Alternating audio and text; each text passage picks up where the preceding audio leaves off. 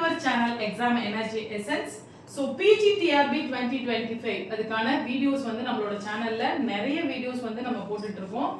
PGTRB eligibility test, Tamil eligibility டெஸ்டா இருக்கட்டும், ஜிகேஆ இருக்கட்டும், அதுக்கப்புறம் வந்து மேஜர்ஸா இருக்கட்டும், எந்தெந்த மேஜர் அப்படிங்கிறதுக்கும் நம்ம தனித்தனியா வீடியோ போட்டுட்டு இருக்கோம். ஸோ இன்னைக்கு நிறைய பேர் கேட்கறது என்னன்னா, இந்த 70 டேஸ்ல எப்படி படிக்கிறது, என்ன மாதிரி study techniques and strategies use பண்றது அப்படிங்கறத எல்லாரோட ஒரு கன்ஃபியூஷனா இருக்கு.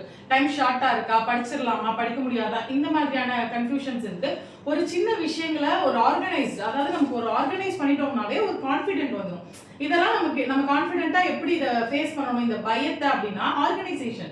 ஸோ இதெல்லாம் இந்தந்த டைம்ல இதெல்லாம் பண்ணணும், இந்தந்த டைம்ல இதெல்லாம் பண்ணணும், இந்த மெட்டீரியல்லாம் இங்கே இருக்கு, இந்த மாதிரியான சின்ன சின்ன ஆர்கனைசேஷன் உங்களுக்கு மிகப்பெரிய கான்ஃபிடென்ட்டை கொடுக்கும். அந்த கான்ஃபிடென்ட் என்ன ஆகும் அப்படின்னா உங்களுக்கு வந்து ஒரு படிக்கிறதுக்கான ஃபுல் ஹோப்பையும், அதே நேரத்தில் அந்த அதாவது லேக் பண்றது, நம்மளால முடியாது அப்படின்னு பின்னாடி வேண்டாம் அப்படின்னு சொல்றதுக்கான விஷயத்தை வந்து அப்படியே ரெக்டிஃபை பண்ணிடும். ஸோ அதனால ஆர்கனைசேஷன், என்ன மாதிரியான ஆர்கனைசேஷன்? ஃபர்ஸ்ட் உங்களோட மெட்டீரியல்ஸ் எல்லாத்தையுமே நீங்க என்ன பண்ணிக்கணும் அப்படின்னா, கரெக்டான ஒரு இடத்துல, கரெக்டான ஒரு ஸ்டடி பிளேஸ் அப்படின்னு சொல்லுவாங்க. ஸ்டடி பிளேஸ் அப்படிங்கறத உருவாக்கும். அது டேபிள் இருக்கணும், அதுக்கு சேர் இருக்கணும், அதுக்கு வந்து இதெல்லாம் இருக்கணும், அப்படி கிடையாது. நீங்க எங்க எப்பவுமே உட்கார்ந்து படிக்கிறீங்களோ அது ஒரே இடத்துல படிங்க, அதுல எல்லாத்தையுமே ஆர்கனைஸ் பண்ணிக்கோங்க. ஸோ உங்களுக்கு மெட்டீரியல்ஸை பார்க்கும்போதோ, உங்களோட அந்த சோர்சஸை பார்க்கும்போது படிக்கிறதுக்கான எண்ணம் வரும் அப்படிங்கிறதும் ஒரு காரணம். அதே நேரத்தில் சைக்கலாஜிக்கலா அங்க படிக்கும்போது, படிச்ச இடத்துல இருக்கும்போது எல்லாமே ஞாபகம். இது ஃபர்ஸ்ட் நார்மல் டிப்பு. அடுத்து பாத்தீங்கன்னா அனலைசிங் சிலபஸ். நீங்க என்ன மேஜரா வேணா இருக்கலாம், மேக்ஸா இருக்கலாம், பிசிக்ஸா இருக்கலாம், இங்கிலீஷா இருக்கலாம், என்ன மேஜரா இருந்தாலும் உங்களோட சிலபஸை அப்படியே ஃபர்ஸ்ட் ஆஃப் ஆல் அப்படியே ஒரு ஃபார் எக்ஸாம்பிள் ஏதோ ஒரு மெட்டீரியலோ, ஏதோ ஒரு கோச்சிங் சென்டரோட மெட்டீரியலோ ஃபாலோ பண்றீங்க அப்படின்னாலும் கூட நீங்க PGTRBல கொடுத்துருக்கிற பிரிஸ்கிரைப்டு சிலபஸ் என்ன மோட்டோல அது கொடுத்துருக்காங்க அப்படிங்கறத எடுத்து பார்த்து புரிஞ்சுக்கோங்க. அதே நேரத்தில் எதெல்லாம் நம்ம ஈஸியா தெரியும், நமக்கு பிஜிலயோ யூஜிலயோ படிச்சிருக்கோம், எதெல்லாம் சுத்தமாவே தெரியாத ஒரு விஷயமா இருக்கு, எந்த யூனிட் டஃப், எந்த யூனிட் ஈஸி. ஸோ ஒரு டஃப் யூனிட்டை ஸ்டார்ட் பண்ணலாமா, ஒரு ஈஸி, உங்களோட மைண்ட் செட்டை பொறுத்து. நீங்க ரொம்ப கிரிட் அண்ட் டிட்டர்மினேஷனா இருக்கீங்க அப்படின்னா ஒரு டஃப் யூனிட்டை ஸ்டார்ட் பண்ணணும். நீங்க பயத்துல இருக்கீங்க அப்படின்னா ஒரு ஈஸி யூனிட்டை ஸ்டார்ட் பண்ணணும். கிரிட் அண்ட் டிட்டர்மினேஷனோட இருக்கும்போது அதை சோதிச்சு பார்த்தாலும் நம்ம விட்டுட்டு போக மாட்டோம் அப்படிங்கிறதுக்காக தான் அந்த டஃப் யூனிட். அதே நேரத்தில் நீங்க ரொம்ப ஒரு பயம், படிக்கலாமா வேணாமான்ற டைலமால இருக்கும்போது நீங்க எதை ஸ்டார்ட் பண்றீங்கன்னா ஈஸி யூனிட். அந்த ஈஸி யூனிட்டை நீங்க கம்ப்ளீட் பண்ணும்போது உங்களுக்கு ஒரு கான்ஃபிடென்ட் கிடைக்கும். ஸோ அதுதான் அனலைசிங் சிலபஸ்ங்கிறது. யூனிட் 1ல ஆரம்பிச்சு யூனிட் 10 வரைக்கும் என்னென்னலாம் கொடுத்துருக்காங்க, எதுக்காக கொடுத்துருக்காங்க, ஷேக்ஸ்பியரோடது எதுக்கு கொடுத்துருக்காங்க, பிசிக்ஸ்ல இந்த டாபிக் எதுக்காக கொடுத்துருக்காங்க, இதெல்லாம் நீங்க அனலைஸ் பண்ணி சிலபஸ் எனக்கு சிலபஸ் ஃபுல்லாவே தெரியும், புரிஞ்சுக்கிட்டேன், நான் சிலபஸை புரிஞ்சுக்கிட்டேன் அப்படிங்கிறது ஃபர்ஸ்ட் ஸ்டெப். ஸோ சிலபஸை டெஃபினட்டா எடுத்து கையில ஒரு சிலபஸ் பிரிண்ட் அவுட் போட்டுக்கோங்க. எல்லாத்தையும் போன்ல பார்க்காதீங்க, கையில ஒரு பிரிண்ட் அவுட் போட்டு உங்களோட டேபிள்ல வச்சுக்கோங்க, உங்களோட படிக்கிற இடத்துல வச்சுக்கோங்க. So analysing syllabus is the first step to get confidence and also to get clarity. So அடுத்து பார்த்தீங்கன்னா டைம் டேபிள். ஸோ என்ன டைம் டேபிள்? நீங்க வந்து டைம் டேபிள் போடுங்க, இல்ல டெஸ்ட் ஷெட்யூல் போடுங்க, இதெல்லாம் கேட்குறீங்க. But you have to put your own time table on your own customised time table. எப்படின்னா நீங்க எந்த டைம்ல படிக்கிறீங்க, ஒரு நாளைக்கு எவ்வளவு நேரம் படிக்கிறீங்க, எந்த மாதிரிலாம் உங்களால அதை கஸ்டமைஸ் பண்ண முடியும், சீக்கிரமா படிச்சு முடிக்க முடியுமா, இல்ல லேட் ஆகிற யூனிட்ஸ்க்கு கஸ்டமைஸ்டு ஓன் டைம் டேபிள் டெஃபினட்டா போடுங்க. நான் ஒரு டைம் டேபிள் நெக்ஸ்ட் வீடியோல போடுறேன், அதை யூஸ் பண்ணி நீங்க வந்து உங்களுக்கான டைம் டேபிளை நீங்க உருவாக்கிக்கோங்க. அதுதான் டைம் டேபிள் டெஃபினட்டா இருக்கணும். நம்ம படிக்கிற அப்படியே எடுப்போம், இன்னைக்கு யூனிட் 1, அடுத்த யூனிட் 2, அடுத்த வாரம் யூனிட் 3 டெஃபினட்டா பண்ணாங்க. டைம் டேபிள் போடுங்க, அந்த டைம் டேபிளுக்கு ஒரு டெட்லைன் செட் பண்ணுங்க. அந்த டைம் டேபிள் செட் பண்ற டெட்லைனுக்குள்ள உங்களோட போர்ஷனை கண்டிப்பா முடிக்க பாருங்க. அதுதான் ரொம்ப முக்கியம். You have to set your deadline. அது டெட்லைனா இருக்கணும், அதுக்கு மேல போக கூடாது. அப்படி ஒரு டைம் டேபிள் எதுக்காக போடுறோம் அப்படின்னா, சொல்லுவாங்கல்ல, நம்ம டைம்லைஸ் பண்ணி பார்க்கணும். இந்த ஒரு வாரம் நம்ம என்ன படிச்சிருக்கோம், கொடுத்த டைம் டேபிள நம்ம கரெக்டா முடிச்சிட்டோமா அப்படிங்கறத பார்க்கணும். ஸோ கண்டிப்பா கஸ்டமைஸ் பண்ணி உங்களுக்கான ஒரு ஓன் டைம் டேபிள். நான் ஒரு டெஸ்ட் ஷெட்யூல், அதுக்கான டைம் டேபிள் அடுத்து போடுறேன். ஃபார் எக்ஸாம்பிள் ஒரு வீக் எடுத்துக்கிட்டீங்கன்னா, வீக்ல ஆல்டர்னேட்டிவ் டேஸ்ல எஜுகேஷன் படிங்க. ஒரு மண்டே, தேர்ஸ்டே அப்படி படிக்கலாம். இல்ல டெய்லியுமே ஒரு ½ an hour படிக்கலாம்.